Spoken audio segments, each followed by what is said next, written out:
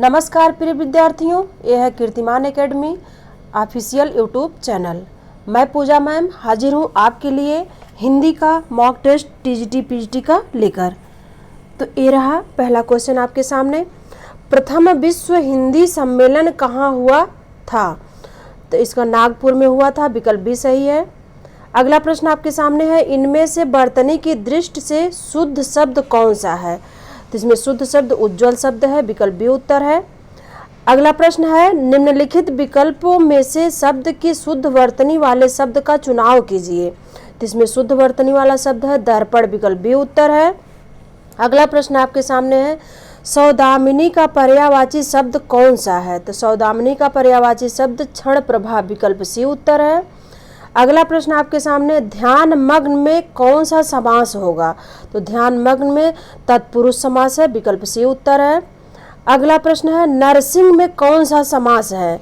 तो नरसिंह में कर्मधारय समास है, विकल्प सी उत्तर है।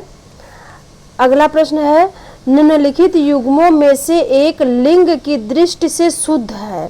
इसमें 4 पद दिए गए हैं, विकल्प डी आपका शुद्ध शब्द शुद्ध है, सुलोचना का सुलोचन का सुलोचना शुद्ध है। अगला प्रश्न आपके सामने है, सब पेड़ में, तो इसमें सब किस प्रकार का विशेषण है?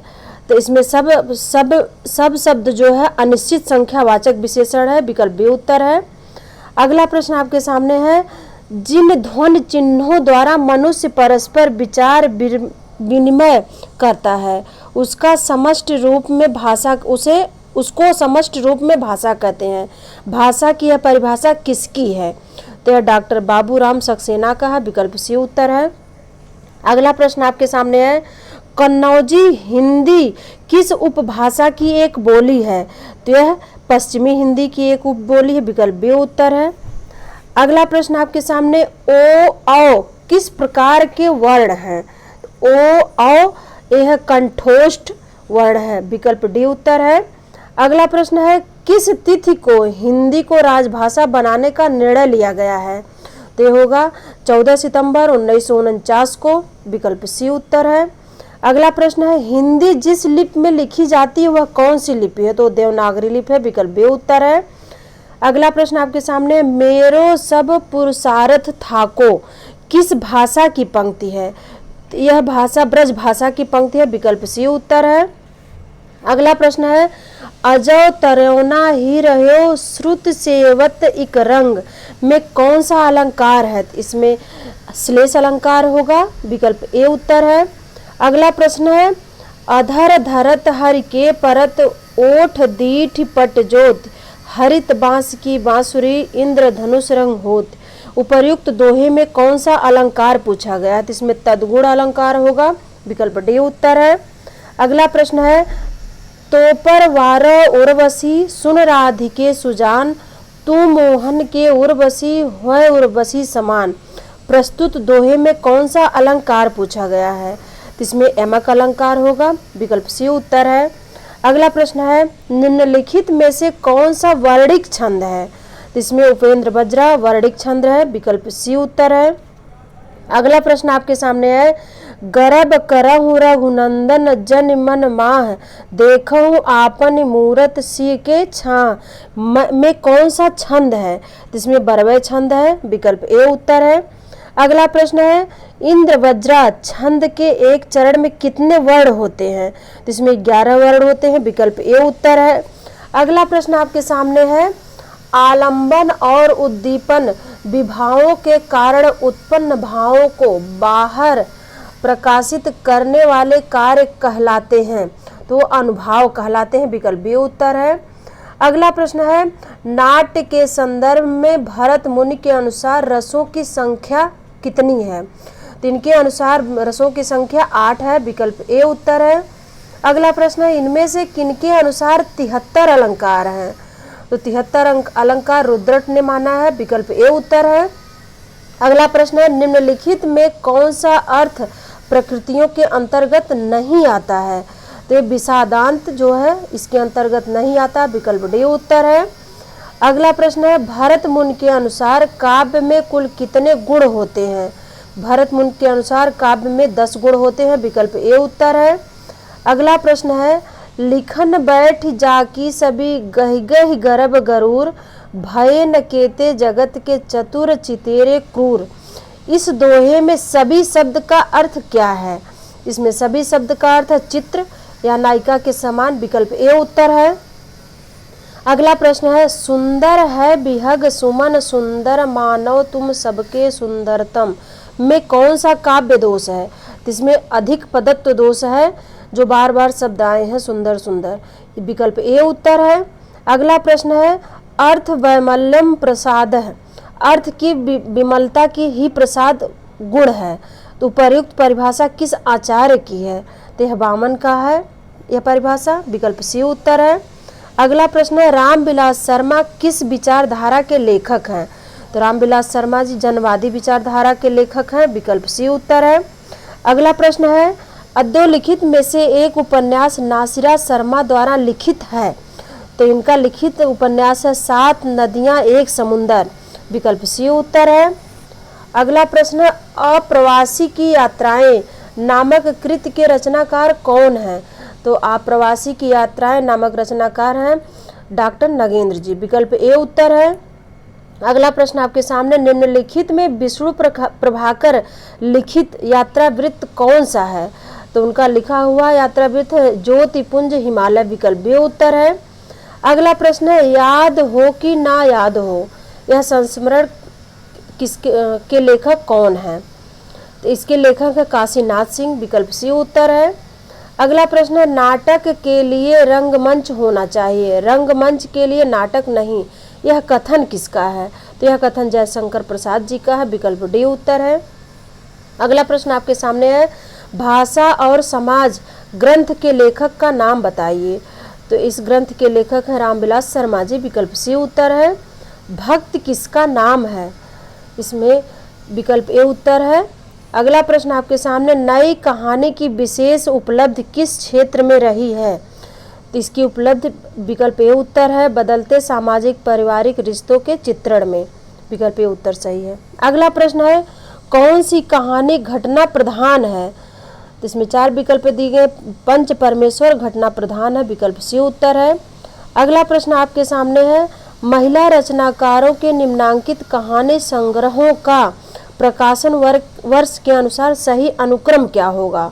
तो इसमें सही अनुक्रम जो है विकल्प बी में दिया गया है, यही सही अनुक्रम में तिथि के अनुसार है, सन के अनुसार। अगला प्रश्न है एक छोटा सा मजाक नामक कहानी किसके द्वारा लिखित है? तो अंतोन चेखव के द्वारा लिखित, विकल्प सी उत्तर है। अगला प्रश्न है वारेन हेस्टिंग का सांड कहानी की रचना किसने की है? तो इस कहानी के रचनाकार हैं उदय प्रकाश जी, विकल्प सी उत्तर है। अगला प्रश्न है चंद्रधर शर्मा गुलेरी ने कुल 3 कहानियां लिखी हैं, वे कौन सी हैं? तो इसमें विकल्प सी उत्तर है सुखमय जीवन, बुद्धू का कांटा और उसने कहा था। अगला प्रश्न है तीसरी कसम कहानी में गाड़ीवान ने कौन सा सामान ना लादने की कसम नहीं खाई? तो इसमें है विकल्प बी उत्तर दुल्हन की डोली। अगला प्रश्न है शेखर जोशी को उनकी किस रचना के लिए उत्तर प्रदेश हिंदी संस्थान के महावीर प्रसाद द्विवेदी पुरस्कार से सम्मानित किया गया? तो पेड़ की याद, विकल्प बी उत्तर है। अगला प्रश्न है धरती धन न अपना उपन्यास के लेखक कौन है? इसके लेखक है जगदीश चंद्र, विकल्प बी उत्तर है। अगला प्रश्न है जिंदगी और गुलाब के फूल किसका कहानी संकलन है? तो यह है उषा प्रियंवदा का, विकल्प ए उत्तर है। अगला प्रश्न है क्या स्त्री होना कोई पाप है? उपर्युक्त संवाद किस कहानी से संबद्ध है? तो यह वो संवाद है आकाशदीप कहानी से संबद्ध है, विकल्प बी उत्तर है। अगला प्रश्न है संभवामि युगे युगे नाटक के रचयिता कौन है? तो जे हरजीत जी हैं, विकल्प ए उत्तर है। अगला प्रश्न है काम और राम का द्वंद्व किस उपन्यास में चित्रित है? तो इसमें मानस का हंस उपन्यास में चित्रित है, विकल्प ए उत्तर है। अगला प्रश्न आपके सामने चंद्रकांता उपन्यास के संबंध में असत्य कथन को चिन्हित कीजिए। तो इसमें 4 कथन दिए गए हैं, इसमें विकल्प सी जो है उसके बारे में गलत है।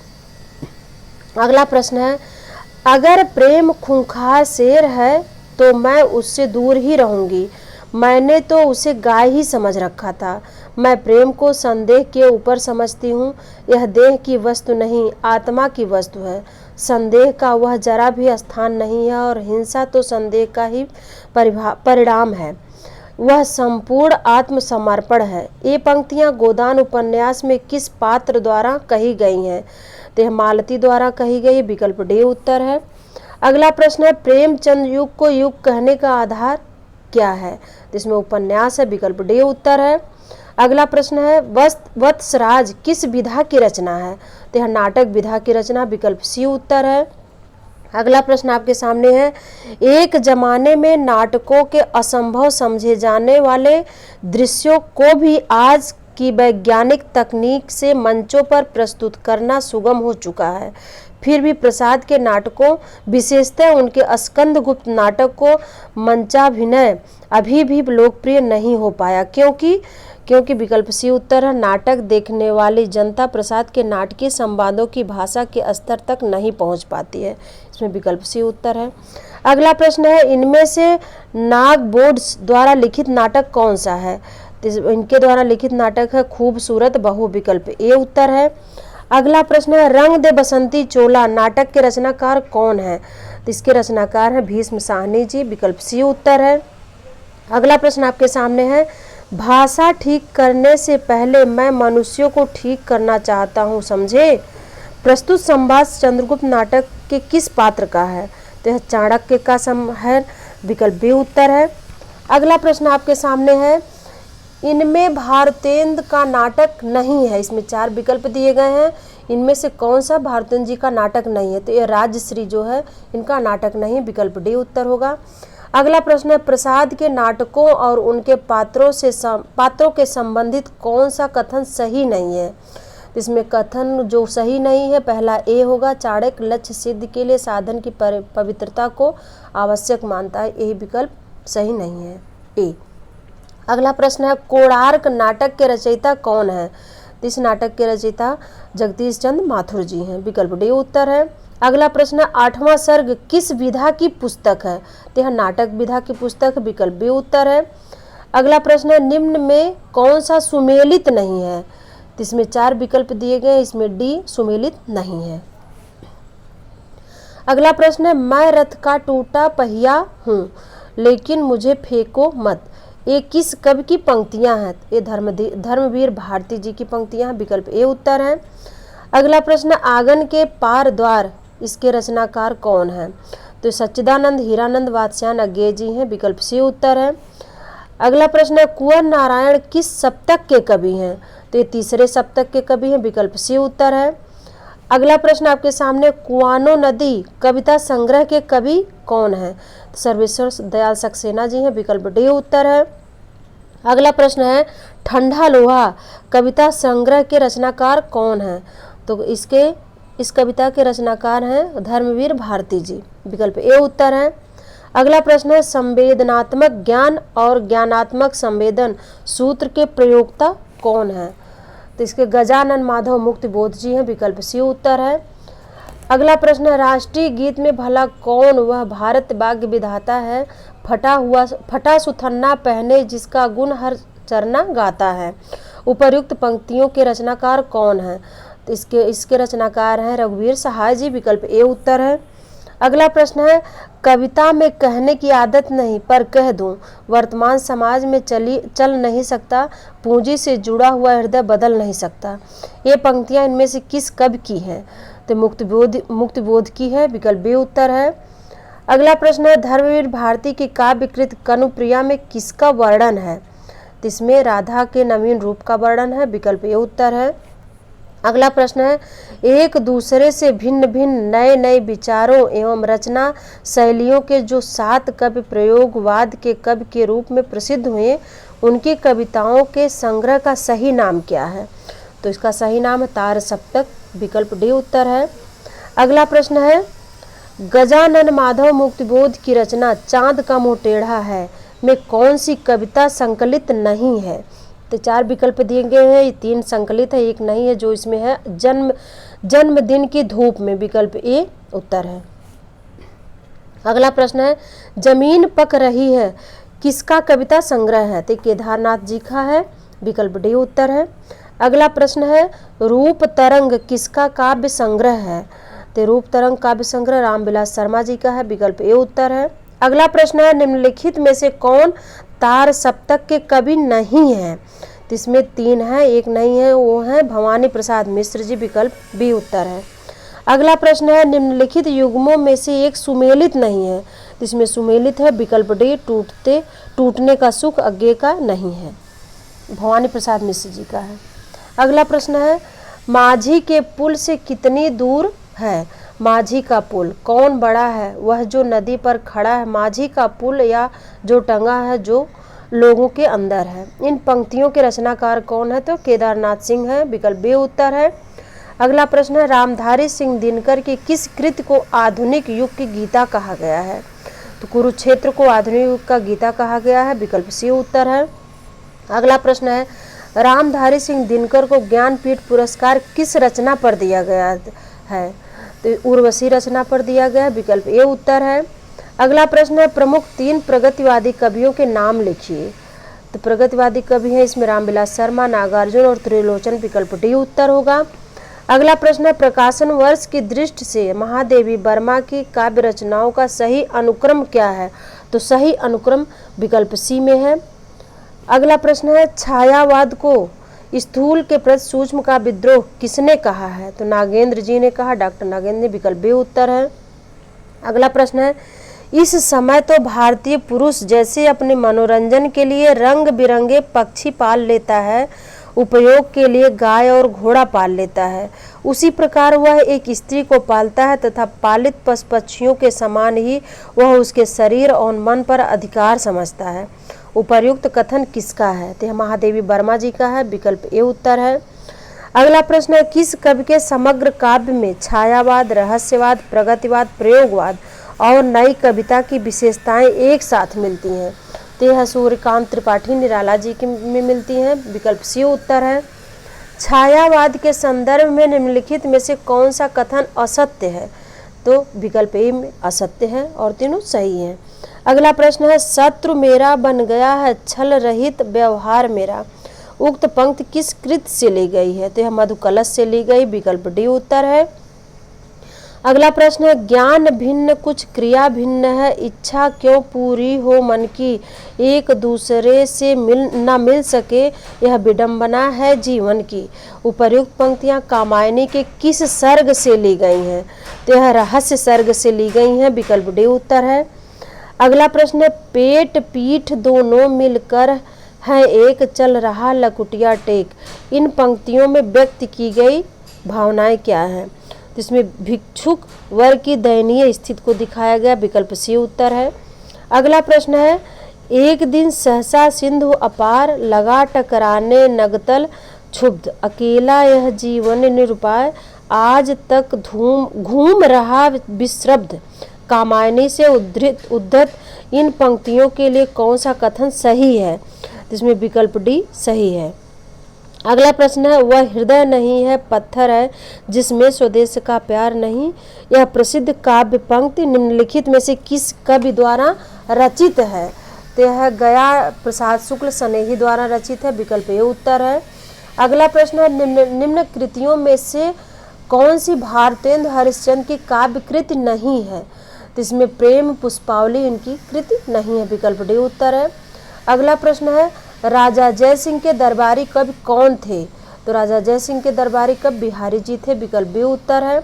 अगला प्रश्न है किंसुक पुंज में फूल रहे सुलगी उर्दौ जुब योग तिहारे, मातो फिर न घिर अबलानि पे जान मनोज यही यो डारत मारे, होय अभिलाषा निपात निपात कढ़े ये सूल उशासन डारे, है पतझार बसंत दुहु घन आनंद एक ही बार हमारे। इन पंक्तियों में भाव विव्यंजना के कौन कौन रूप व्यक्त हुए हैं? तो इसमें है उक्ति वैचित्र, उक्ति चमत्कार, उक्ति विपर्यय, विकल्प बी उत्तर है। अगला प्रश्न है प्रेम की पीर ही को लेकर इनकी वाणी का प्रादुर्भाव हुआ, आलोचक रामचंद्र शुक्ल का यह कथन रीतिकाल के किस कवि के संदर्भ में है? तो ये घनानंद के संदर्भ में, विकल्प ए उत्तर है। अगला प्रश्न है, लिखन बैठ जाकी सभी गहि गहि गर्भ गरूर, भय न केते जगत के चतुर चितेरे क्रूर। उपर्युक्त दोहे के संदर्भ में बताइए कि निम्नलिखित में से किस कारण से चित्रकार नायिका की छवि या पोर्ट्रेट को चित्रित करने में सफल नहीं हो पाते थे? तो विकल्प बी उत्तर होगा इसका। अगला प्रश्न है, जगत विनोद की रचना किस कवि ने की है? तो पद्माकर जी ने किया, विकल्प सी उत्तर है। अगला प्रश्न है, हिंदी की रस रीति परंपरा का प्रस्थान ग्रंथ है? तो यह है रसिक प्रिया, केशवदास द्वारा लिखा गया है रसिक प्रिया, विकल्प ए उत्तर है। अगला प्रश्न है, इनमें से कौन सा कवि रीति मुक्त नहीं है? तो बिहारी जी रीति मुक्त नहीं है, विकल्प डी उत्तर है। अगला प्रश्न है, सीख लीनो मीन मृग खंजन कमल नयन, सीख लीनो जस और प्रताप को कहानो है। ये पंक्तियां किस कवि की हैं? तो ठाकुर की हैं, विकल्प ए उत्तर है। अगला प्रश्न है, सघन कुंज छाया सुखद शीतल मंद समीर किसकी काव्य पंक्ति है? तो यह काव्य पंक्ति बिहारी जी की है, विकल्प बी उत्तर है।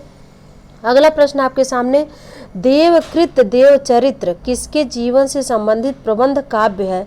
तो यह कृष्ण जी के से संबंधित है, विकल्प बी उत्तर है। अगला प्रश्न है, बिहारी की भाषा चलती होने पर भी साहित्यिक है, यह कथन किसका है? तो रामचंद्र शुक्ल जी का कथन, विकल्प डी उत्तर है। अगला प्रश्न है, अली कली ही स्यो बधो आगे कौन हवाल, उक्त में कवि बिहारी का कौन सा रूप प्रकट हुआ है? तो इसमें उद्बोधक रूप प्रकट हुआ, विकल्प सी उत्तर है। अगला प्रश्न है, निम्नलिखित में से कौन सी रचना सेनापति की है? तो कवित्र रत्नाकर सेनापति की रचना है, विकल्प बी उत्तर होगा। अगला प्रश्न है, निम्नलिखित में से कौन से कवि वीर रस की कविता के लिए जाने जाते हैं? तो भूषण वीर रस की कविता के लिए जाने जाते हैं, विकल्प डी उत्तर है। अगला प्रश्न है, सूरदास कृष्ण भक्ति के किस संप्रदाय में दीक्षित थे? तो यह वल्लभ संप्रदाय में दीक्षित थे, विकल्प सी सही उत्तर है। अगला प्रश्न है, सूरदास ने अपनी किस कृति के अंत के पद में अपनी वंश परंपरा का परिचय दिया है? तो इन्होंने साहित्य लहरी में दिया है, विकल्प सी उत्तर है। अगला प्रश्न है, प्रेम वाटिका किसकी काव्य कृति है? तो यह रसखान की काव्य कृति है, विकल्प ए उत्तर है। अगला प्रश्न है, आचार्य रामचंद्र शुक्ल ने गोस्वामी तुलसीदास द्वारा रचित ग्रंथों की संख्या कितनी मानी है? तो ये माने हैं 12, विकल्प बी उत्तर है। अगला प्रश्न है, तुलसीदास की कौन सी रचना ब्रज भाषा में है?